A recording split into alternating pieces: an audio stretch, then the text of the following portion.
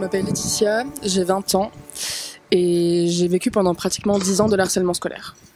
C'était vraiment par rapport à mon physique, par rapport aussi à la personne que j'étais psychologiquement, parce que j'étais une enfant, on va dire pas dans la norme, avec des troubles du style de la dyslexie, j'étais pas dans les rangs. Du coup j'étais vachement dans ma tête, c'était pas accepté dans l'école où j'étais, qui était une école très privée, donc ça pouvait être vraiment... des insultes du style t'es grosse, tu pues, tu ressembles à un troll, en boucle. Ce qui m'a le plus marqué, c'est quand j'étais en 6e et qu'on faisait des rondes autour de moi et qu'on me lançait des sortes d'insultes à tour de rôle.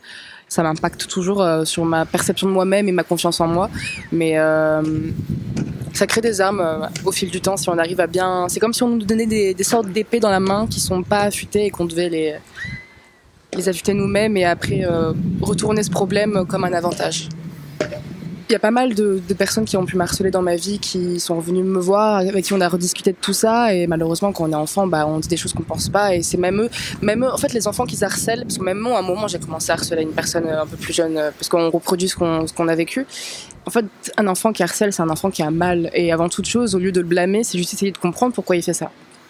Donc je pense que la meilleure chose qu'on pourrait faire à des enfants qui harcèlent d'autres enfants, c'est de comprendre pourquoi ils font ça et pas les harceler aussi à leur tour, à leur accabler tout ça, et juste à les écouter.